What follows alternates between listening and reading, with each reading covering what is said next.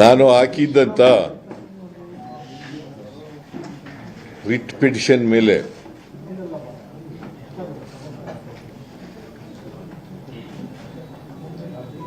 ನ್ಯಾಯಾಧೀಶರು ಇವತ್ತು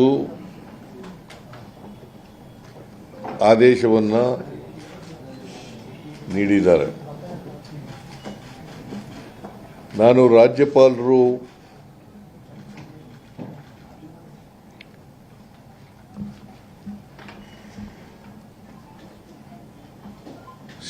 ಪ್ರಾಸಿಕ್ಯೂಷನ್ಗೆ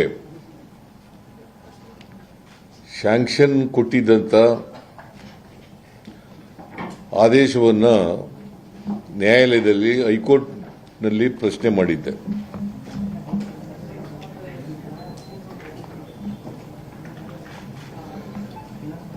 ಅದರ ಮೇಲೆ ಆರ್ಗ್ಯುಮೆಂಟ್ಗಳು ನಡೆದು, ಪರ ವಿರೋಧವಾದಂಥ ಆರ್ಗ್ಯುಮೆಂಟ್ಗಳು ನಡೆದು ಆದೇಶವನ್ನು ನಾನು ಕೂಡ ಮಾಧ್ಯಮಗಳ ಮೂಲಕ ನೋಡಿದ್ದೇನೆ. ಪೂರ್ಣ ಜಡ್ಜ್ಮೆಂಟನ್ನು ಓದಲಿಕ್ಕಾಗಿಲ್ಲ. ಪೂರ್ಣ ಜಡ್ಜ್ಮೆಂಟನ್ನು ಓದಿದ ಮೇಲೆ ಪೂರ್ಣ ಪ್ರತಿಕ್ರಿಯೆಯನ್ನು ಕೊಡ್ತೇನೆ.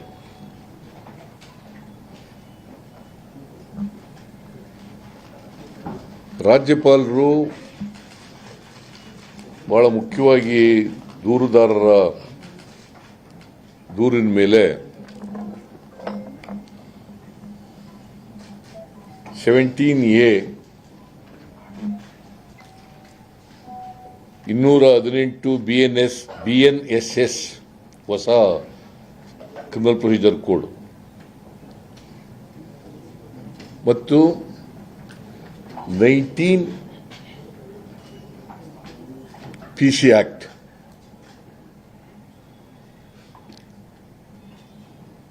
ಅದರ ಮೇಲೆ ಸ್ಯಾಂಕ್ಷನ್ ಕೊಡಿ ಅಂತ ಕೇಳಿದ್ರು.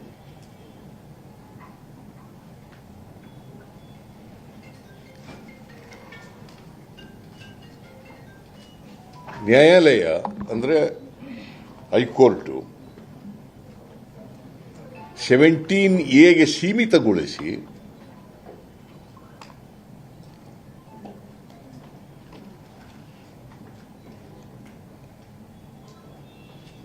218 ಸೆಕ್ಷನ್ 218 BNSS ಯಾಕಂದ್ರೆ 19 PC ಆಕ್ಟ್ನ ಅವರೇ ರಾಜ್ಯಪಾಲರೇ ತಿರಸ್ಕರಿಸಿದ್ರು.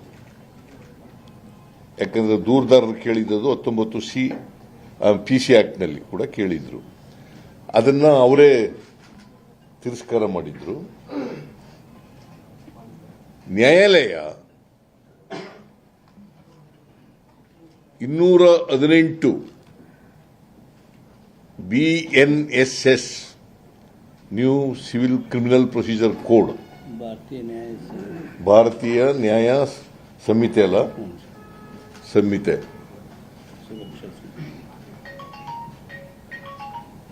ಅದನ್ನು ಸಂಪೂರ್ಣ ತಿರಸ್ಕಾರ ಮಾಡಿದ್ದಾರೆ.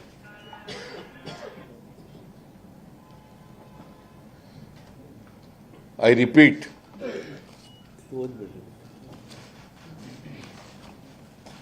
the order is read to be restrictive to an approval under Section 17A of the Act and not an order granting sanction to 18 of BNSS. ಗೊತ್ತಾಯ್ತಲ್ಲ ನಿಮಗೆ? ಪ್ರಾಸಿಕ್ಯೂಷನ್ಗೆ 218 BNSS ಪ್ರೊಸೀಜರ್ ಕ್ರಿಮಿನಲ್ ಸೆಕ್ಷನ್ ಪ್ರಕಾರ ಕೊಟ್ಟಿಲ್ಲ. ಅದನ್ನ ತಿರಸ್ಕಾರ ಮಾಡಿದ್ದಾರೆ. 17A PC ಆಕ್ಟ್ ಪ್ರಕಾರ ಮಾಡಿದ್ದಾರೆ. ಅದನ್ನ ಇನ್ವೆಸ್ಟಿಗೇಷನ್ಗೆ ಕೊಟ್ಟಿದ್ದಾರೆ.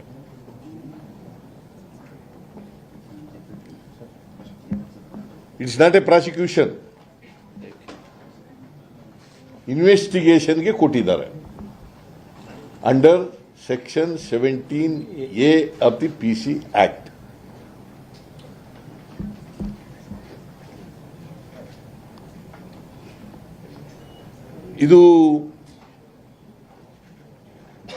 ಇದರ ಮೇಲೆ ಯಾವ ರೀತಿ ಹೋರಾಟ ಮಾಡಬೇಕು ಅಂತೇಳಿ ಕಾನೂನು ತಜ್ಞರ ಜೊತೆ ಚರ್ಚೆ ಮಾಡ್ತೀನಿ. ಕಾನೂನು ತಜ್ಞರ ಜೊತೆ ಚರ್ಚೆ ಮಾಡಿ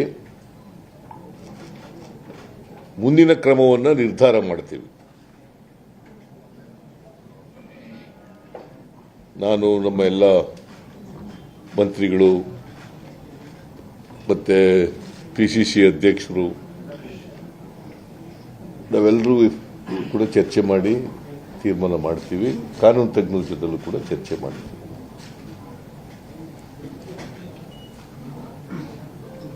ನಾವು ಬಿಜೆಪಿಯವರು ಮತ್ತು JDSನವರ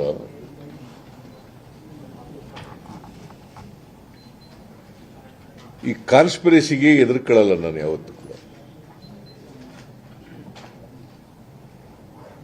ಇವ್ರ ಸಂಚು, ಒಳ ಸಂಚು, ರಾಜಭವನ ದುರುಪಯೋಗ, ದುರ್ಬಳಕೆ ಇದಕ್ಕೆಲ್ಲ ಎದುರ್ಕೊಳ್ಳಲ್ಲ ನಾನು. ಯಾಕಂದ್ರೆ ಕರ್ನಾಟಕದ ಜನ ನಮ್ಮ ಪಾರ್ಟಿ ಮತ್ತು ನಮ್ಮ ಜೊತೆಯಲ್ಲಿ ಇದ್ದಾರೆ. ಜನರ ಆಶೀರ್ವಾದ ನಮ್ಮ ಮೇಲಿದೆ. ನನ್ನ ಜೊತೆಯಲ್ಲಿ ನಮ್ಮ ಎಲ್ಲ ಮಿನಿಸ್ಟ್ರಿಗಳು ಇನ್ಕ್ಲೂಡಿಂಗ್ ಡೆಪ್ಟಿ ಚೀಫ್ ಮಿನಿಸ್ಟರ್,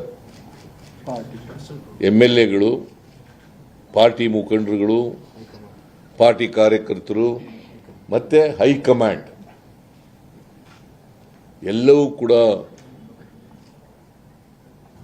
ಕೂಡ ನನ್ನ ಜೊತೆ ಇದ್ದಾರೆ. ಮತ್ತೆ ಕಾನೂನು ಹೋರಾಟ ಮುಂದುವರಿಸಲಿಕ್ಕೆ ಎಲ್ಲ ರೀತಿಯ ಸಹಕಾರವನ್ನು ಹೈಕಮಾಂಡ್ ಕೊಡ್ತದೆ.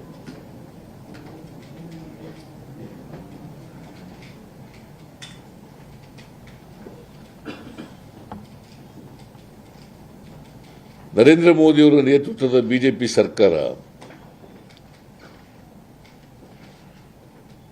ನನ್ನ ಮೇಲೆ ಅಷ್ಟೇ ಸೇಡಿನ ರಾಜಕೀಯ ಮಾಡಲ್ಲ, ಇಡೀ ದೇಶದಲ್ಲಿ ಈ ಸೇಡಿನ ರಾಜಕೀಯ ಮಾಡ್ತಾ ಇದ್ದಾರೆ. ವಿರೋಧ ಪಕ್ಷದ ಸರ್ಕಾರಗಳು ಎಲ್ಲೆಲ್ಲಿದ್ದಾವೆ ಎಲ್ಲ ಕಡೆ ಸೇಡಿನ ರಾಜಕೀಯ ಮಾಡ್ತಾ ಇದ್ದಾರೆ.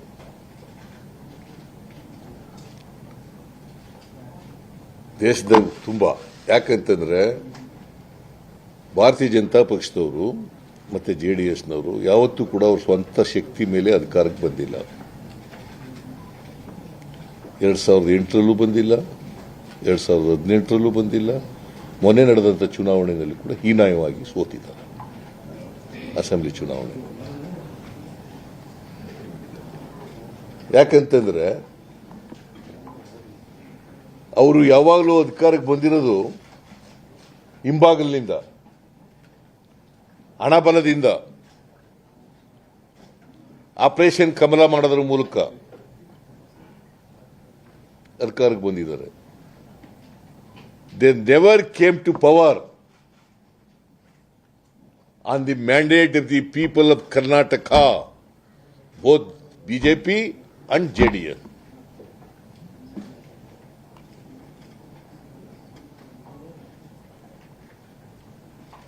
ನಾವು 136 ಗೆದ್ದ ಮೇಲೆ ಕಳೆದ ಲೋಕಸಭಾ ಚುನಾವಣೆಯಲ್ಲಿ ಅವರಿಗೆ ಆಪರೇಷನ್ ಕಮಲ ಮಾಡೋಕ್ಕಾಗಲ್ಲ, ಪ್ರಯತ್ನ ಮಾಡಿದ್ರು.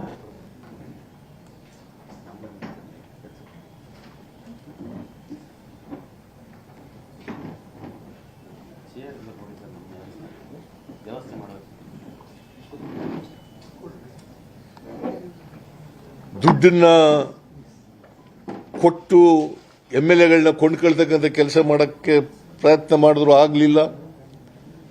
ನಮ್ಮ MLAಗಳು ಯಾರೂ ಕೂಡ ದುಡ್ಡಿನ ಹಿಂದೆ ಬೀಳಲಿಲ್ಲ. ಪ್ರಯತ್ನ ಮಾಡಿದ್ರು ಕೂಡ ಸಫಲ ಆಗಲಿಲ್ಲ ಅವರು.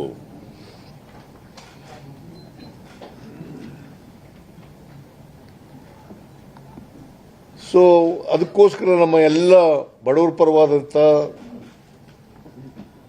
ನಮ್ಮ ಕಾರ್ಯಕ್ರಮಗಳನ್ನು ವಿರೋಧ ಮಾಡಿದ್ರು. ಹಿಂದೇನು ವಿರೋಧ ಮಾಡಿದ್ರು 2018ರಿಂದ 13ರಿಂದ 18ರವರೆಗೆ ಮತ್ತೆ ವಿರೋಧ ಮಾಡ್ತಾ ಇದ್ದಾರೆ. ನಮ್ಮ ಗ್ಯಾರಂಟಿ ಯೋಜನೆಗಳನ್ನು ವಿರೋಧ ಮಾಡಿದ್ರು. ಅನ್ನಭಾಗ್ಯ, ಕ್ಷೀರಭಾಗ್ಯ, ಕ್ಷೀರಧಾರೆ, ಇಂದಿರಾ ಕ್ಯಾಂಟೀನು, ಕೃಷಿ ಭಾಗ್ಯ, ಮೈತ್ರಿ, ಮನಸ್ವಿನಿ, ಶೂಭಾಗ್ಯ, ಶಾದಿ ಭಾಗ್ಯ, ಪಶುಭಾಗ್ಯ, ಈಗ ಎಲ್ಲನೂ ವಿರೋಧ ಮಾಡಿದ್ರು. ಈಗಲೂ ಗ್ಯಾರಂಟಿ ಯೋಜನೆಗಳನ್ನು ಶಕ್ತಿ, ಗೃಹಲಕ್ಷ್ಮಿ, ಗೃಹ ಯೋಜನೆ, ಅನ್ನ ಭಾಗ್ಯ, ಯುವ ನಿಧಿ ಎಲ್ಲನೂ ವಿರೋಧ ಮಾಡಿದ್ರು.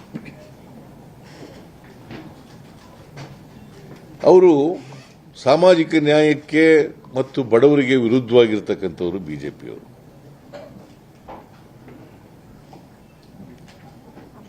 ಹೇಗಾದರೂ ಮಾಡಿ ಸರ್ಕಾರಕ್ಕೆ ಕಪ್ಪು ಮಸಿಯನ್ನು ಬಳಿಬೇಕು ಅಂತಕ್ಕಂಥದ್ದು ಅವರ ದುರಾಲೋಚನೆ.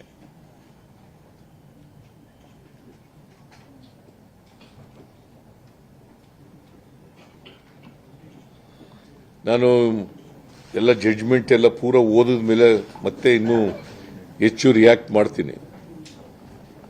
ಯಾಕಂದ್ರೆ ನಾವು ಓದಿಲ್ಲ, ಜಡ್ಜ್ಮೆಂಟ್ ಓದಿಲ್ಲ ಪೂರ. 197-8 ಪೇಜ್ ಇದೆ. ಕಾಪಿ ಸಿಕ್ಕಿದೆ, ಬಟ್ ಓದಕ್ಕಾಗಿಲ್ಲ. ತಾಳ್ರಿ, ನೀವು ಇನ್ನೂ ಹಾಕಿ ಅಷ್ಟೊಂದು ಆತರ ಮಾಡ್ತೀರಿ. ಓದಿಲ್ಲ ಅಂತ ಹೇಳ್ದೆ ಅಷ್ಟೇ. ನಾನು ನಿಲ್ಲಿಸ್ಬಿಟ್ಟಿದ್ದೀನ ಮಾತು.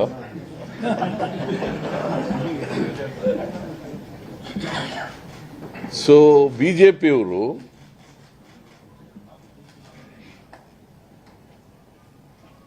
ಇಡೀ ದೇಶದಲ್ಲಿ ಮಾಡಿದ ರೀತಿಯಲ್ಲೇ ಕರ್ನಾಟಕದಲ್ಲೂ ಕೂಡ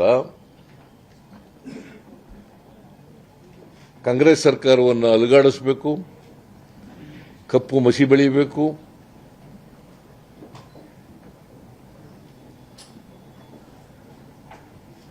ನಮ್ಮ ಸರ್ಕಾರಕ್ಕೆ ಕೆಟ್ಟ ಹೆಸರು ತರಬೇಕು ಅಂತೇಳಿ ಪ್ರಯತ್ನಗಳನ್ನು ಮಾಡ್ತಾ ಇದ್ದಾರೆ, ಸಂಚುಗಳನ್ನು ಮಾಡ್ತಾ ಇದ್ದಾರೆ. Both BJP and JDS.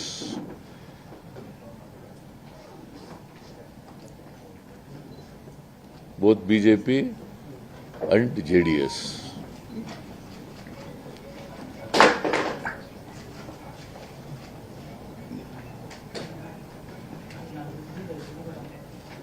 ಇದು ನನ್ನ ಈ ಆರ್ಡರ್ಸ್ ಬಂದ ಮೇಲೆ, ಇವತ್ತಿನ ಹೈಕೋರ್ಟ್ ಆದೇಶ ಬಂದ ಮೇಲೆ, ಮಾಧ್ಯಮಗಳ ಮೂಲಕ ತಿಳ್ಕೊಂಡ ಮೇಲೆ ನನ್ನ ಮೊದಲನೇ ರಿಯಾಕ್ಷನ್ ಇದು. ಆಮೇಲೆ ಜಡ್ಜ್ಮೆಂಟ್ ಎಲ್ಲ ಓದಿದ ಮೇಲೆ ಮತ್ತೆ ರಿಯಾಕ್ಟ್ ಮಾಡ್ತೀನಿ.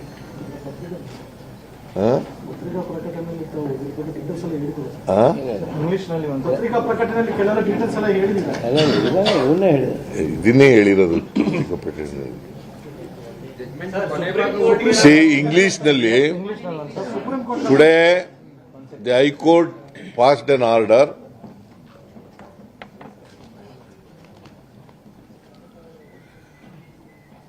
I have seen the orders through the media. I am yet to go through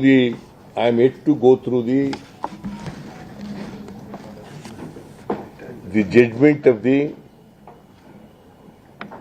Honorable High Court.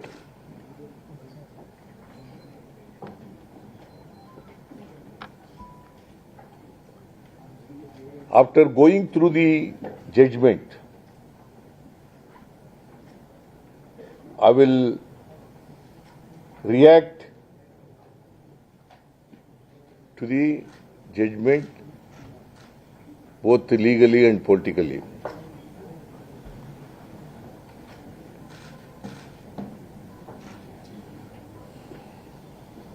The complainants who made a complaint before the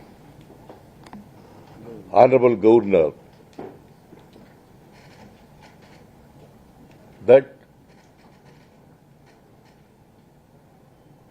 they made a complaint under Section 17A of the PC Act, and 19 PC Act and also 218 of BNSS, old Criminal Procedure Code. ಈಗ new procedure code BNSS.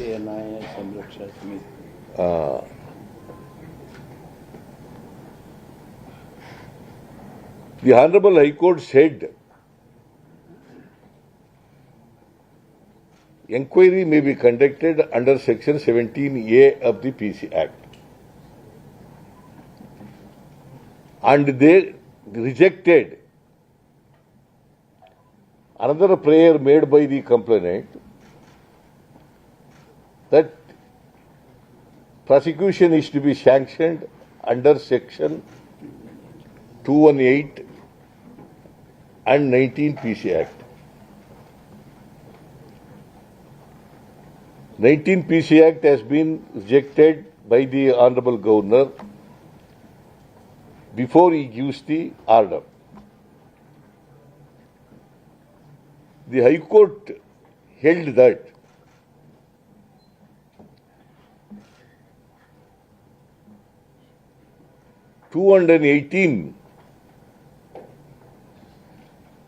the prosecution under 218 is totally rejected.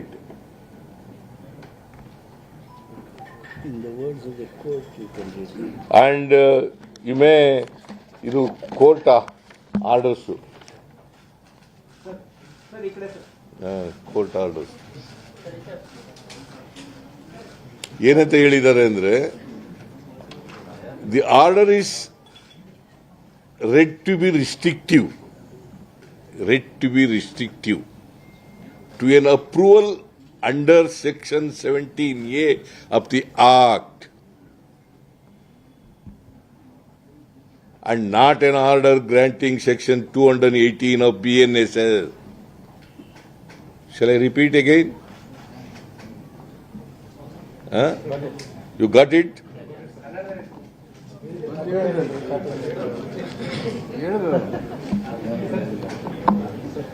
ಬಿಜೆಪಿಯವರು ಇವತ್ತು ನಾಳೆ ಕೇಳಪ್ಪ ಸ್ವಲ್ಪ, ನಾನು ಹೇಳಾಗ English ನಲ್ಲಿ ಹೇಳಿ ಅಂದ್ಬಿಟ್ಟು ನೀ ಕನ್ನಡದಲ್ಲಿ ಶುರು ಮಾಡ್ಕೊಬಿಟ್ರೆ ನಿಲ್ಸಿರಲ್ಲ ಸರ್. ಸಾಳು, ಸ್ವಲ್ಪ ತಾಳ್ಮೆಯಿಂದ ಇರು. ಕೇಳುವೆ, ನನಗೆ ಗೊತ್ತು ನೀನು ಏನ್ ಕೇಳ್ತಾ ಇದೀಯ ಅಂತ ನನಗೆ ಗೊತ್ತಿದೆ, ಉತ್ತರ ಹೇಳೋಣ. So, after go through the judgment, I will discuss with the legal experts and also with my cabinet colleagues and party and also with the High Command. What action to be taken legally to be spelled out.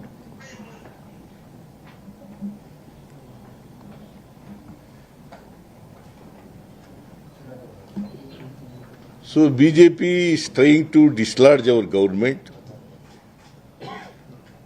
through money power and also through Operation Kamala, but they could not succeed.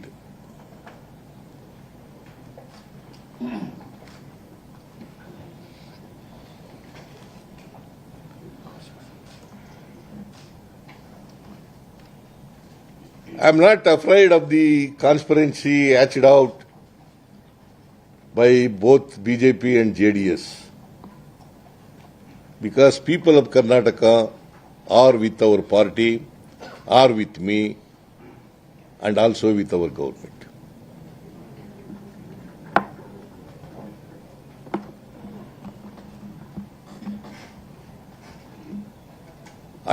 After whatever futile exercise they made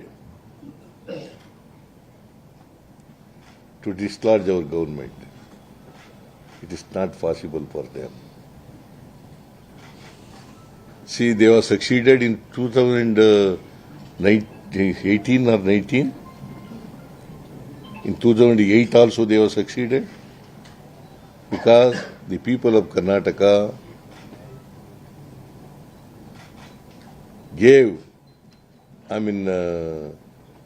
they are given mandate, absolute majority to Congress party. 136 MLAs we got.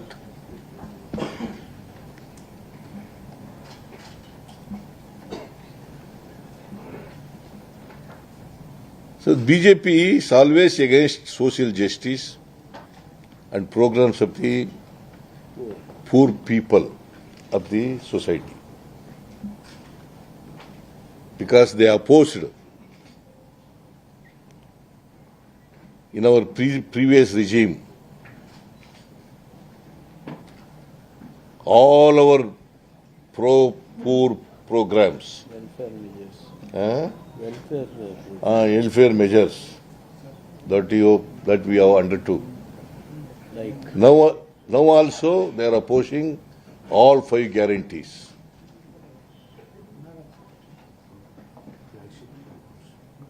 All flagship programs.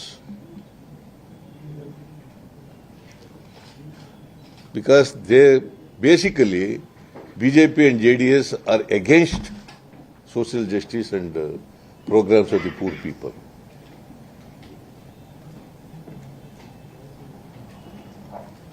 It is not only they have tried in Karnataka,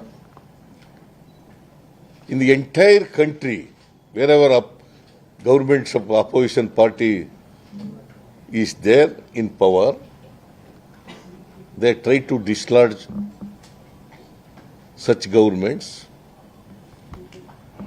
and they have succeeded in sending some chief ministers to prison.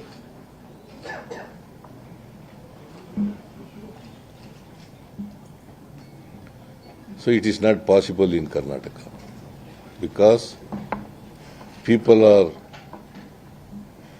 standing with us like a rock,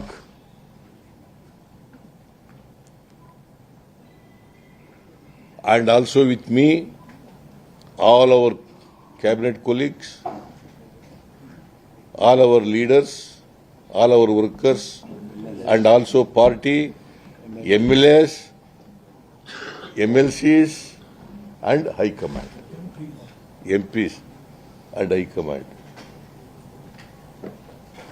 So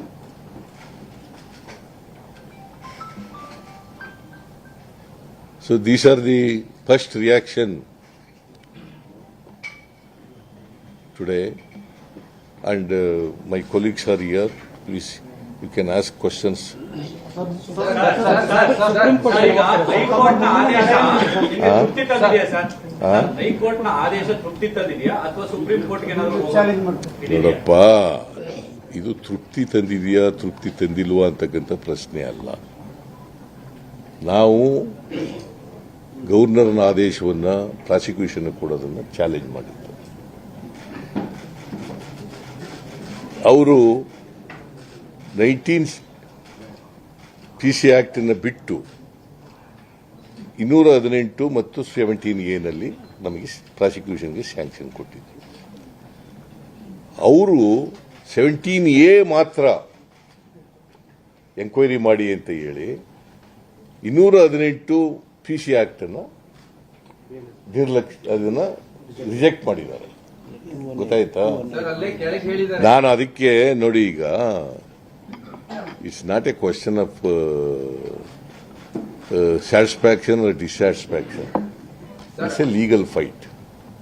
I will discuss with the legal experts and come back to you.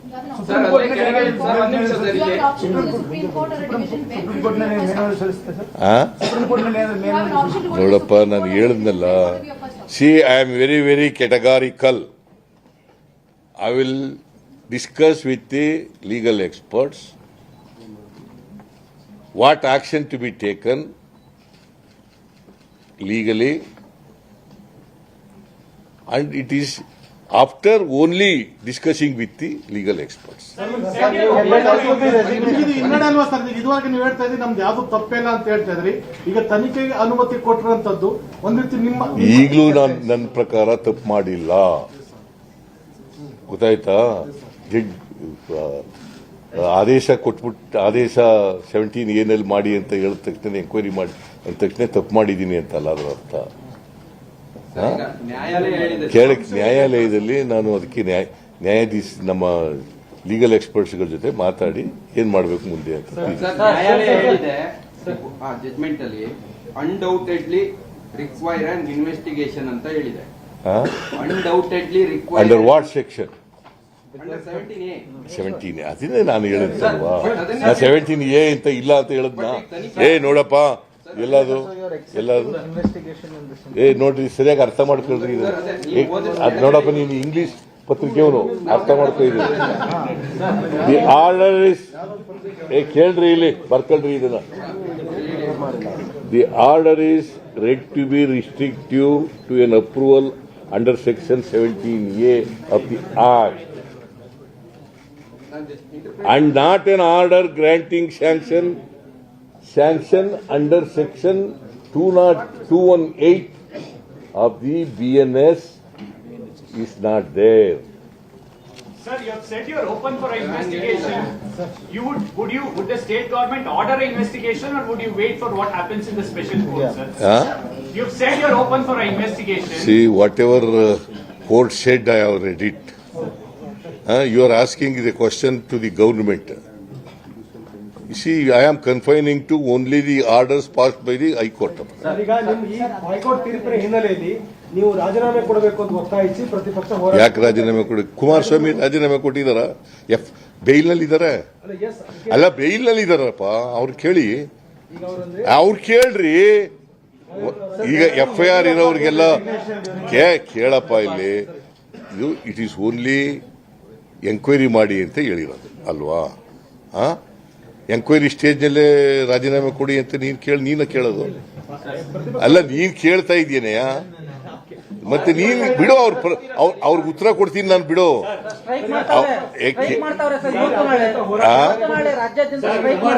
ಮಾಡ್ಲಿ, we will face them politically. Because it is a conspiracy sir, Kumaraswamy by both. ನಾನು ಸಿದ್ದರಾಮಯ್ಯ ಅವ್ರ ರಾಜೀನಾಮೆ ಕೇಳಲ್ಲ, ನೈತಿಕತೆ ಯಾವ ರೀತಿ ನಡೆಯುತ್ತೆ ಗೊತ್ತಾಗುತ್ತೆ ಅನ್ನೋ ಮಾತನ್ನು ಹೇಳಿದ್ದಾರೆ.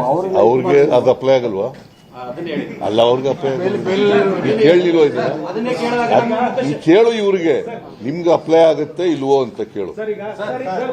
ನಿಮಗೆ ಬೇಲ್ನಲ್ಲಿ ಇದ್ದೀರಲ್ಲಪ್ಪ, ನಿಮ್ಗೆ ಅಪ್ಲೈ ಆಗುತ್ತೆ ಇಲ್ವೋ ಅಂತ ಕೇಳಿ. ನೀವು ರಿಸೈನ್ ಮಾಡಬೇಕು ಅಂತ ನಾನು ಕೇಳಲ್ಲ ಅಂತ ಹೇಳಿದ್ದಾರೆ. ಯಾಕಂತಂದ್ರೆ ಅವರೇ ಬೇಲ್ ಮೇಲೆ ಇದ್ದಾರೆ.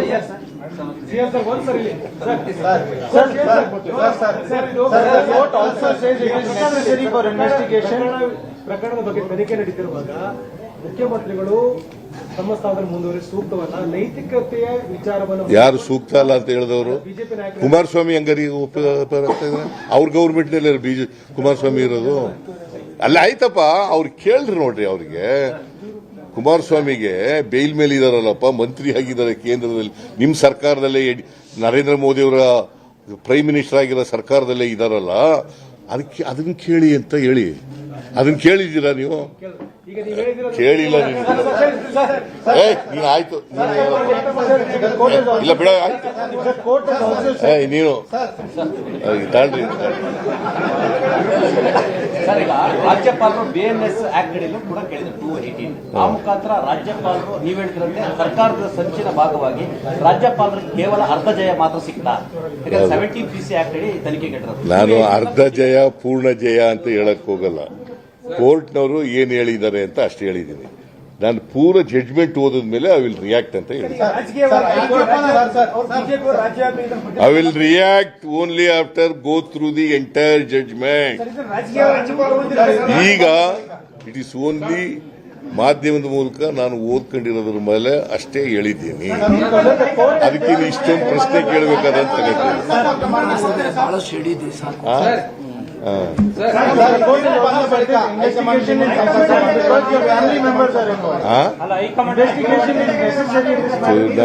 ಪುನಃ ನೀನು ಜಡ್ಜ್ಮೆಂಟ್ ಡೀಟೇಲ್ಸ್ ಹೋಯ್ತಿಯಲ್ಲಯ್ಯ. ಜಡ್ಜ್ಮೆಂಟ್ ನಲ್ಲಿ ಹೇಳಿ, ಕಾಪಿನಲ್ಲಿ ಹೇಳಿದಾರ? ಹೇಳಿ ಇಲ್ಲಿ. ನಾನು ಈಗ ಜಡ್ಜ್ಮೆಂಟ್ ಪೂರ ಓದಿಲ್ಲ. ಜಡ್ಜ್ಮೆಂಟ್ ಅನ್ನು ಓದಕ್ ಹೋಗಿಲ್ಲ. ನೀವು ಮಾಧ್ಯಮಗಳಲ್ಲಿ ಏನೇನು ಬಿತ್ತರಿಸಿದ್ದೀರಿ ಆದೇಶದ ಬಗ್ಗೆ ಅಷ್ಟೇ ಓದ್ಕೊಂಡಿದ್ದೀನಿ. ಅದೇ ಆಮೇಲೆ ಎಲ್ಲ ಓದಿದ ಮೇಲೆ ನಿಮಗೆ I will come back to you and react. ಇಲ್ಲ, ಇನ್ನೂ ಮಾತಾಡಿಲ್ಲ.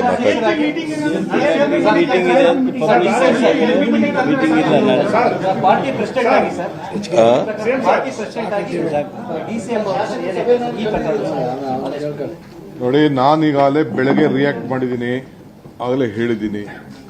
ಇದು ಬಿಜೆಪಿಯವರು JDSನ ಕುತಂತ್ರ. ಆ ಕುತಂತ್ರಕ್ಕೆ ನಮ್ಮ ಪಕ್ಷ, ನಮ್ಮ ಸರ್ಕಾರ ಜಗ್ಗುವುದಿಲ್ಲ, ಬಗ್ಗುವುದಿಲ್ಲ.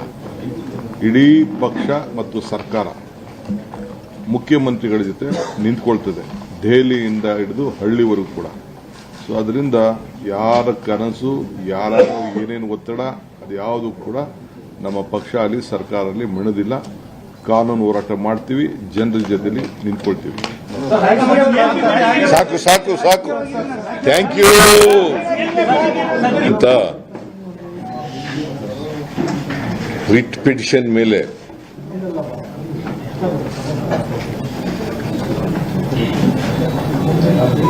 ನ್ಯಾಯಾಧೀಶರು ಇವತ್ತು ಆದೇಶವನ್ನ ನೀಡಿದ್ದಾರೆ. ನಾನು ರಾಜ್ಯಪಾಲರು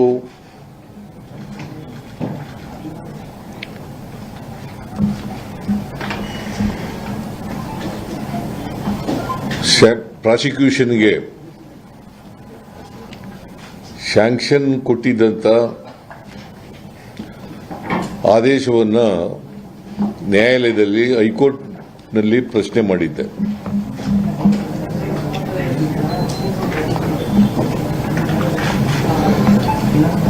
ಅದರ ಮೇಲೆ ಆರ್ಗ್ಯುಮೆಂಟ್ಗಳು ನಡೆದು, ಪರ ವಿರೋಧವಾದಂಥ ಆರ್ಗ್ಯುಮೆಂಟ್ಗಳು ನಡೆದು ಆದೇಶವನ್ನ ನಾನು ಕೂಡ ಮಾಧ್ಯಮಗಳ ಮೂಲಕ ನೋಡಿದ್ದೇನೆ. ಪೂರ್ಣ ಜಡ್ಜ್ಮೆಂಟ್ ಅನ್ನ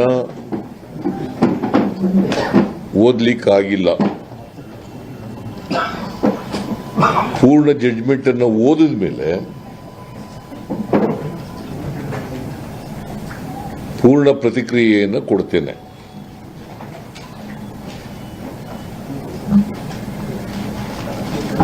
ರಾಜ್ಯಪಾಲರು ಬಹಳ ಮುಖ್ಯವಾಗಿ ದೂರುದಾರರ ದೂರಿನ ಮೇಲೆ 17A 218 BNSS ಹೊಸ ಕ್ರಿಮಿನಲ್ ಪ್ರೊಸೀಜರ್ ಕೋಡ್ ಮತ್ತು 19 PC ಆಕ್ಟ್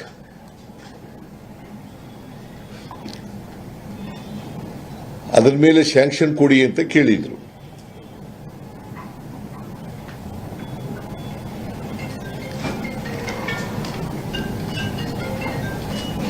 ನ್ಯಾಯಾಲಯ ಅಂದ್ರೆ ಹೈಕೋರ್ಟ್ 17A ಸೀಮಿತಗೊಳಿಸಿ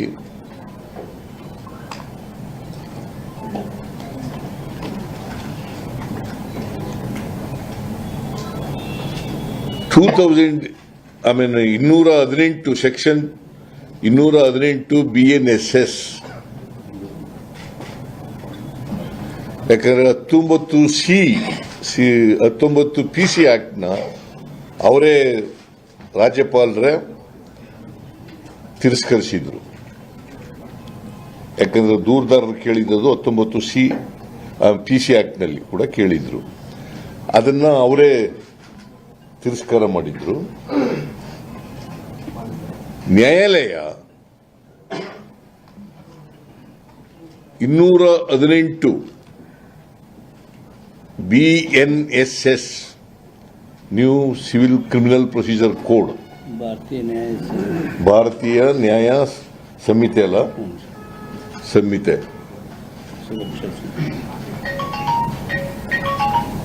ಅದನ್ನು ಸಂಪೂರ್ಣ ತಿರಸ್ಕಾರ ಮಾಡಿದ್ದಾರೆ.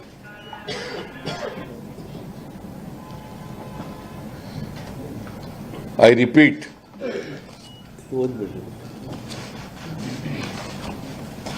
the order is read to be restrictive to an approval under Section 17A of the Act and not an order granting sanction to 18 of BNSS. ಗೊತ್ತಾಯ್ತಲ್ಲ ನಿಮಗೆ? ಪ್ರಾಸಿಕ್ಯೂಷನ್ಗೆ 218 BNSS procedure criminal section ಪ್ರಕಾರ ಕೊಟ್ಟಿಲ್ಲ, ಅದನ್ನ ತಿರಸ್ಕಾರ ಮಾಡಿದ್ದಾರೆ. 17A PC ಆಕ್ಟ್ ಪ್ರಕಾರ ಮಾಡಿದ್ದಾರೆ, ಅದನ್ನ ಇನ್ವೆಸ್ಟಿಗೇಷನ್ಗೆ ಕೊಟ್ಟಿದ್ದಾರೆ.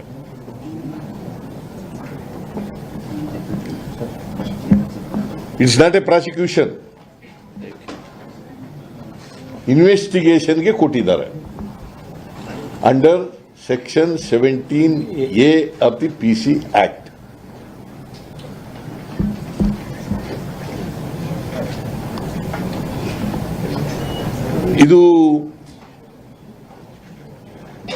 ಇದರ ಮೇಲೆ ಯಾವ ರೀತಿ ಹೋರಾಟ ಮಾಡಬೇಕು ಅಂತೇಳಿ ಕಾನೂನು ತಜ್ಞರ ಜೊತೆ ಚರ್ಚೆ ಮಾಡ್ತೀನಿ. ಕಾನೂನು ತಜ್ಞರ ಜೊತೆ ಚರ್ಚೆ ಮಾಡಿ ಮುಂದಿನ ಕ್ರಮವನ್ನು ನಿರ್ಧಾರ ಮಾಡ್ತೀವಿ. ನಾನು ನಮ್ಮ ಎಲ್ಲ ಮಂತ್ರಿಗಳು ಮತ್ತೆ PCC ಅಧ್ಯಕ್ಷರು ನಾವೆಲ್ಲರೂ ಕೂಡ ಚರ್ಚೆ ಮಾಡಿ ತೀರ್ಮಾನ ಮಾಡ್ತೀವಿ. ಕಾನೂನು ತಜ್ಞರ ಜೊತೆಲೂ ಕೂಡ ಚರ್ಚೆ ಮಾಡ್ತೀವಿ.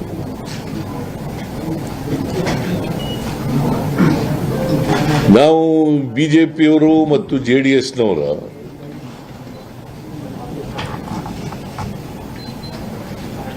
ಈ ಕಾನ್ಸ್ಪಿರಸಿಗೆ ಎದುರ್ಕೊಳ್ಳಲ್ಲ ನಾನು ಯಾವತ್ತೂ ಕೂಡ. ಇವ್ರ ಸಂಚು, ಒಳ ಸಂಚು, ರಾಜಭವನ ದುರುಪಯೋಗ, ರಾಜಭವನ ದುರುಪಯೋಗ, ದುರ್ಬಳಕೆ, ಇದಕ್ಕೆಲ್ಲ ಎದುರ್ಕೊಳ್ಳಲ್ಲ ನಾನು. ಯಾಕಂದ್ರೆ ಕರ್ನಾಟಕದ ಜನ ನಮ್ಮ ಪಾರ್ಟಿ ಮತ್ತು ನಮ್ಮ ಜೊತೆಯಲ್ಲಿ ಇದ್ದಾರೆ. ಜನರ ಆಶೀರ್ವಾದ ನಮ್ಮ ಮೇಲಿದೆ. ನನ್ನ ಜೊತೆಯಲ್ಲಿ ನಮ್ಮ ಎಲ್ಲ ಮಿನಿಸ್ಟ್ರಿಗಳು including the deputy chief minister, MLAಗಳು, ಪಾರ್ಟಿ ಮುಖಂಡರುಗಳು, ಪಾರ್ಟಿ ಕಾರ್ಯಕರ್ತರು ಮತ್ತೆ ಹೈಕಮಾಂಡ್ ಎಲ್ಲರೂ ಕೂಡ ನನ್ನ ಜೊತೆ ಇದ್ದಾರೆ. ಮತ್ತೆ ಕಾನೂನು ಹೋರಾಟ ಮುಂದುವರಿಸಲಿಕ್ಕೆ ಎಲ್ಲ ರೀತಿಯ ಸಹಕಾರವನ್ನು ಹೈಕಮಾಂಡ್ ಕೊಡ್ತಾರೆ.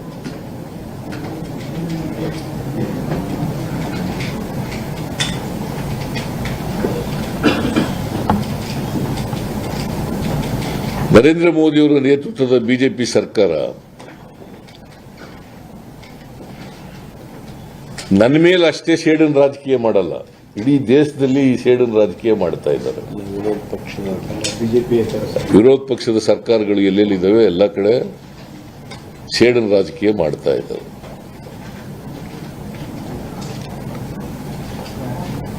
ದೇಶದ ತುಂಬಾ. ಯಾಕಂತಂದ್ರೆ ಭಾರತೀಯ ಜನತಾ ಪಕ್ಷದವರು ಮತ್ತೆ JDSನವರು ಯಾವತ್ತೂ ಕೂಡ ಅವ್ರ ಸ್ವಂತ ಶಕ್ತಿ ಮೇಲೆ ಅಧಿಕಾರಕ್ಕೆ ಬಂದಿಲ್ಲ. 2008ರಲ್ಲೂ ಬಂದಿಲ್ಲ, 2018ರಲ್ಲೂ ಬಂದಿಲ್ಲ. ಮೊನ್ನೆ ನಡೆದಂಥ ಚುನಾವಣೆಯಲ್ಲಿ ಕೂಡ ಹೀನಾಯವಾಗಿ ಸೋತಿದ್ದಾರೆ, ಅಸೆಂಬ್ಲಿ ಚುನಾವಣೆ. ಯಾಕಂತಂದ್ರೆ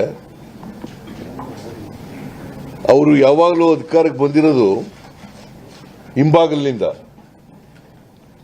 ಹಣಬಲದಿಂದ, ಆಪರೇಷನ್ ಕಮಲ ಮಾಡೋದ್ರ ಮೂಲಕ ಅಧಿಕಾರಕ್ಕೆ ಬಂದಿದ್ದಾರೆ. They never came to power on the mandate of the people of Karnataka, both BJP and JDS.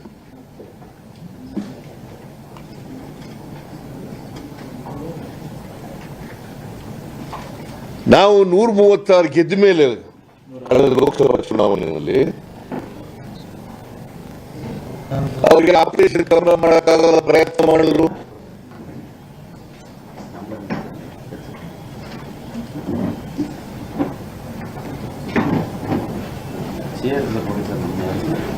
ವ್ಯವಸ್ಥೆ ಮಾಡೋದು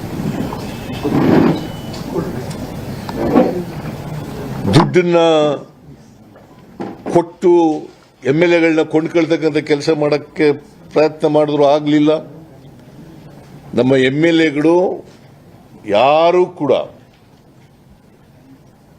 ದುಡ್ಡಿನ ಹಿಂದೆ ಬೀಳಲಿಲ್ಲ. ಪ್ರಯತ್ನ ಮಾಡಿದ್ರು ಕೂಡ ಸಫಲ ಆಗಲಿಲ್ಲ ಅವರು.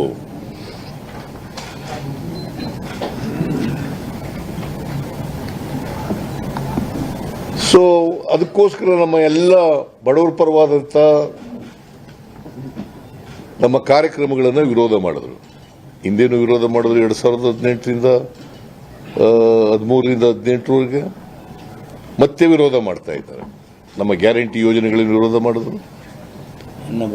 ಅನ್ನಭಾಗ್ಯ, ಕ್ಷೀರಭಾಗ್ಯ, ಕ್ಷೀರಧಾರೆ, ಇಂದಿರಾ ಕ್ಯಾಂಟೀನು, ಕೃಷಿ ಭಾಗ್ಯ, ಮೈತ್ರಿ, ಮನಸ್ವಿನಿ,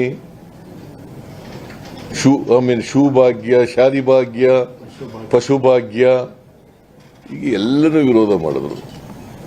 ಈಗಲೂ ಗ್ಯಾರಂಟಿ ಯೋಜನೆಗಳನ್ನ ಶಕ್ತಿ, ಗೃಹಲಕ್ಷ್ಮಿ, ಗೃಹ ಯೋಜನೆ, ಅನ್ನ ಭಾಗ್ಯ, ಯುವ ನಿಧಿ ಎಲ್ಲನೂ ವಿರೋಧ ಮಾಡಿದ್ರು. ಅವರು ಸಾಮಾಜಿಕ ನ್ಯಾಯಕ್ಕೆ ಮತ್ತು ಬಡವರಿಗೆ ವಿರುದ್ಧವಾಗಿರ್ತಕ್ಕಂಥವರು ಬಿಜೆಪಿಯವರು.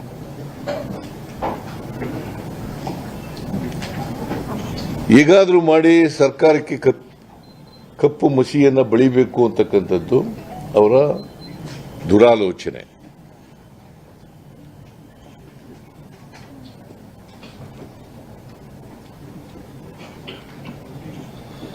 ನಾನು ಎಲ್ಲ ಜಡ್ಜ್ಮೆಂಟ್ ಎಲ್ಲ ಪೂರ ಓದಿದ ಮೇಲೆ ಮತ್ತೆ ಇನ್ನೂ ಹೆಚ್ಚು ರಿಯಾಕ್ಟ್ ಮಾಡ್ತೀನಿ. ಯಾಕಂದ್ರೆ ನಾವು ಓದಿಲ್ಲ, ಜಡ್ಜ್ಮೆಂಟ್ ಓದಿಲ್ಲ ಪೂರ. 197-8 ಪೇಜ್ ಇದೆ. ಕಾಪಿ ಸಿಕ್ಕಿದೆ, ಬಟ್ ಓದಕ್ಕಾಗಿಲ್ಲ. ತಾಳ್ರಿ, ನೀವು ಇನ್ನೂ ಹಾಕಿ ಅಷ್ಟೊಂದು ಆತರ ಮಾಡ್ತೀರಿ. ಓದಿಲ್ಲ ಅಂತ ಹೇಳ್ದೆ ಅಷ್ಟೇ. ನಾನು ನಿಲ್ಲಿಸ್ಬಿಟ್ಟಿದ್ದೀನ ಮಾತು.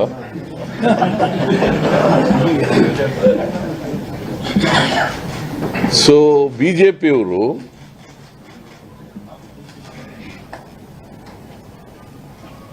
ಇಡೀ ದೇಶದಲ್ಲಿ ಮಾಡಿದ ರೀತಿಯಲ್ಲೇ ಕರ್ನಾಟಕದಲ್ಲೂ ಕೂಡ ಕಾಂಗ್ರೆಸ್ ಸರ್ಕಾರವನ್ನು ಅಲುಗಾಡಿಸಬೇಕು, ಕಪ್ಪು ಮಸಿ ಬೆಳೆಯಬೇಕು.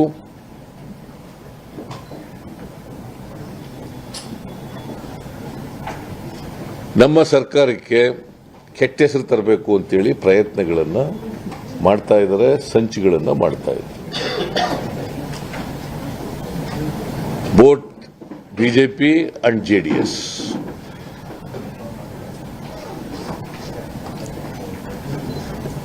Both BJP and JDS.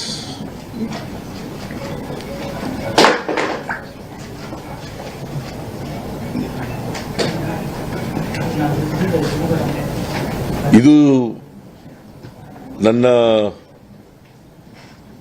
ಈ ಆರ್ಡರ್ಸ್ ಬಂದ ಮೇಲೆ, ಇವತ್ತಿನ ಹೈಕೋರ್ಟ್ ಆದೇಶ ಬಂದ ಮೇಲೆ, ಮಾಧ್ಯಮಗಳ ಮೂಲಕ ತಿಳ್ಕೊಂಡ ಮೇಲೆ ನನ್ನ ಮೊದಲನೇ ರಿಯಾಕ್ಷನ್ ಇದು.